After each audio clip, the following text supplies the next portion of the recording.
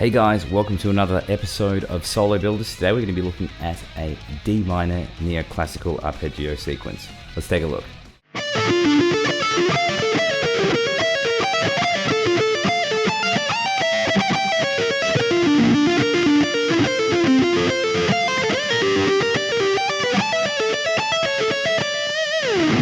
Alright, so before we get started on this, I just wanted to give a disclaimer that this is probably one of the hardest, if not the hardest solo builder I think I've ever done, so be patient with it. I'm starting off with a D minor arpeggio, which has a pull-off from 19 to 14 on the 3rd string, and then I want to jump to 15 of the 4th and 17 of the 5th.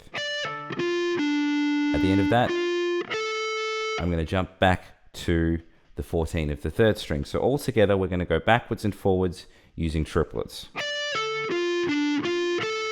Okay, the next thing I'm going to do is this. So I'm just sort of working through different parts of the D minor arpeggio. I'm going to repeat the first 3 notes again, which was 19 to 14 of the 3rd and then hitting 15 of the 4th. Then I'm going to jump to 18 of the 2nd string and pull off 18 to 15 and then jump to 19 of the 4th string. So all together we should have this. Okay, hopefully that's making sense. That's a D minor. Then we work into this diminished thing. So the diminished is going to start from 17 of the 2nd string. I'm going to pull off 17, 14, hit 15 of the 3rd and 17 of the 4th. I'm going to reverse that back to 14 of the 2nd string. So we're going to have 6 notes there. And then I'm going to repeat the first 3 notes of that arpeggio. So we're going to have this much of the diminished idea. At the end of that, I do the next chunk of that diminished arpeggio from 15 of the 1st string, and I'm going to pull off 15, 12, and then play 14 of the 2nd. So back to back, we should have this.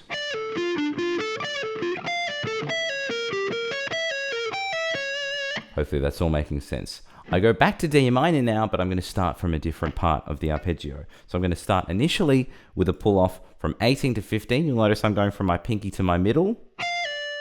And that was on the 2nd string. And then I want to play 14 of the 3rd and 15 of the 4th.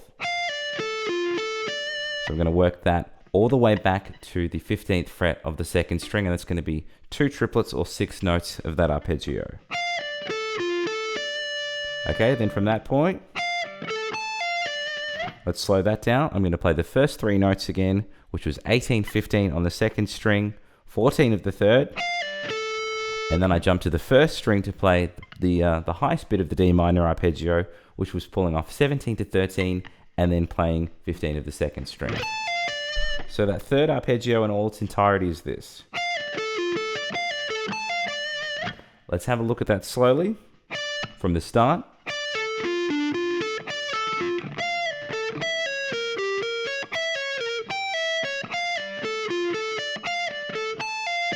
Hopefully that's all making sense. And then I work into this phrase.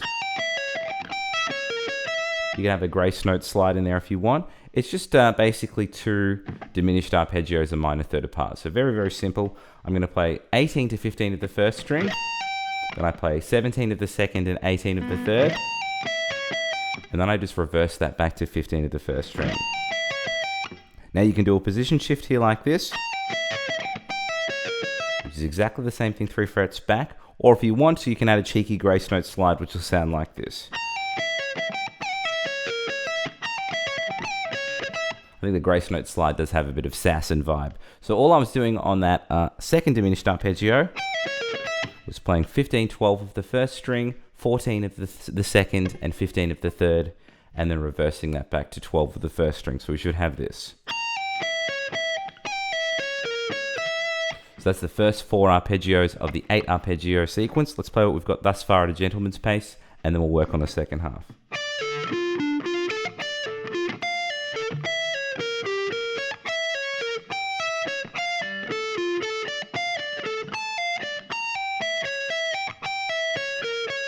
Hopefully that's all making sense. Then I'm going to work into a B flat arpeggio. I'm going to start from 15 and pull off to 10 on the 3rd string.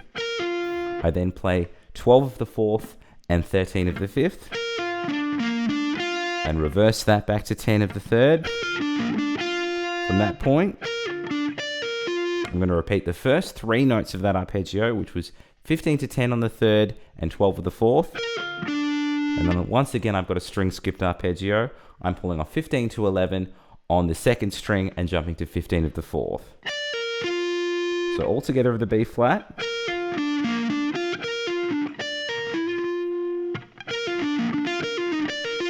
Got a bit of a cacophony vibe to it.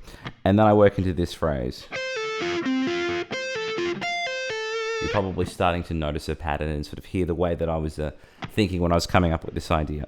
So let's have a look at the next arpeggio. I've got to pull off from 13 to 10 on the 2nd string, and then I've got a flat finger sort of barring up the 1st was the 2nd, 3rd, and 4th string on 10th fret. So what I'm going to do is this.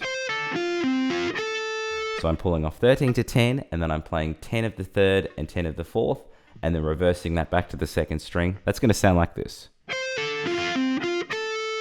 Okay, then from that point, I'm going to repeat the first 3 notes, which was 13 to 10 on the 2nd, 10 of the 3rd, and then I go to this.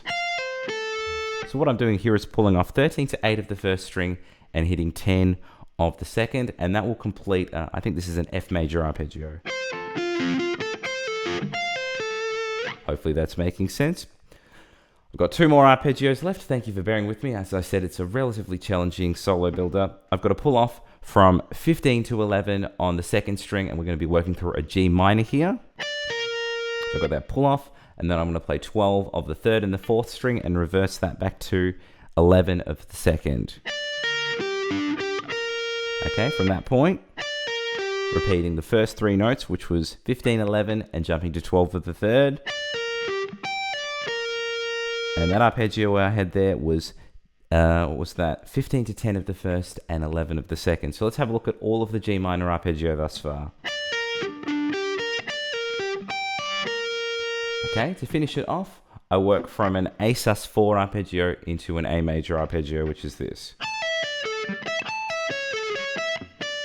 And then resolve to the D minor. So it's got a bit of a Children of Bodom vibe. I've definitely heard something like this on that Hate Breeder album. Anyway, I'm going to pull off from 17 to 12 on the 1st string.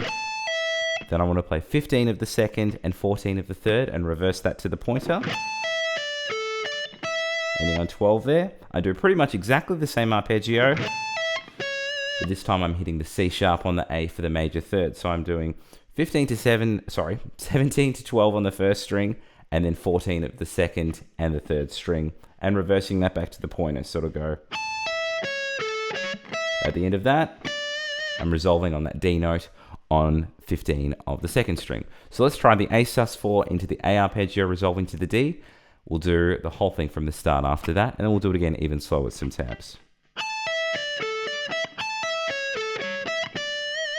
All right, let's go right back to the start at a gentleman's pace, and then we'll do it again even slower with some tabs.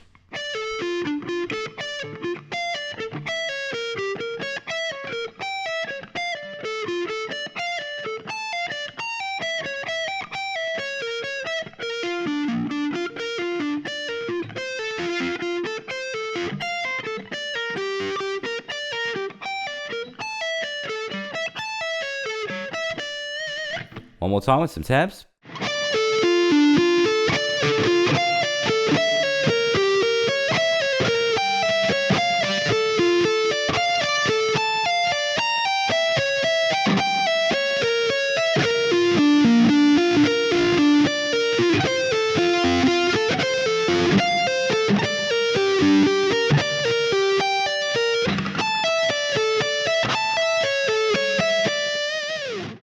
And that was my delightful neoclassical D minor arpeggio sequence. Hope you guys enjoyed that. Please like and subscribe if you haven't already. And please check the links in the description to my Modal Udemy course, my Facebook fan page, and also my Patreon. I'll catch you guys all very soon.